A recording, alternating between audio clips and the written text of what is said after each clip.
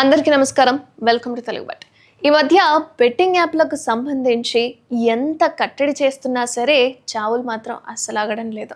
ఒక యువకుడు రాసిన ఈ లేఖ అందరినీ బాధకు గురిచేస్తుంది. నా చావుకి ఎవరు బాధ్యులు కారు. నేను చేసుకున్నదే బెట్టింగ్ గేమ్స్కి బానిసనై డబ్బులు చాలా వరకు పోగొట్టుకున్నాను.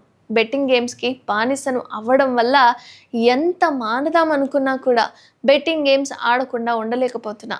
నేను బ్రతికి ఉన్నా కూడా నా ఫ్యామిలీకి ఎలాంటి యూజ్ లేదు అంటూ సూసైడ్ నోట్ రాసి జీవితాన్ని ముగించాడు నరేష్ అనే యువకుడు. సూసైడ్ నోట్ రాసింది నరేషే.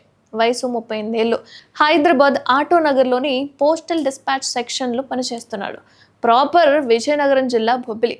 ప్రస్తుతం భార్య కీర్తి, బిడ్డ భవ్యతో వనస్థలిపురం సహారా గేటెడ్ కమ్యూనిటీలో ఉంటున్నాడు. ఉద్యోగానికి వెళ్ళడం, ఇంటికి రాగానే మొబైల్లో గేమ్స్ ఆడేవాడట. చాలా రోజులుగా ఇలాగే చేస్తున్నాడట. ఓ రకంగా చెప్పాలంటే నరేష్ ఆన్లైన్ బెట్టింగ్ గేమ్స్కి అడిక్ట్ అయిపోయాడు.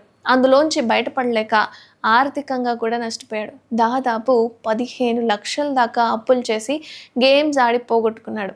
అప్పు తీర్చే మార్గం లేక గేమ్స్ ఆడకుండా ఉండలేక ఆత్మహత్య చేసుకున్నాడు.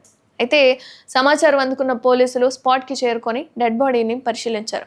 పక్కనే ఉన్న సూసైడ్ నోట్ని స్వాధీనం చేసుకున్నారు పోలీసులు. అందులో ఆన్లైన్ బెట్టింగ్ గేమ్స్ని బ్యాన్ చేయాలంటూ మోదీకి రిక్వెస్ట్ చేశాడు నరేష్. తప్పు తెలుసుకున్నాడు, కానీ అందులోంచి బయటపడలేకపోయాడు.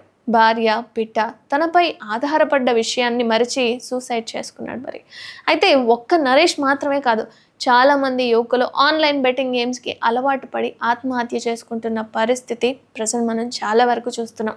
ఆన్లైన్ బెట్టింగ్ అనేది ఇంటర్నెట్ ద్వారా జూదం ఆడడం.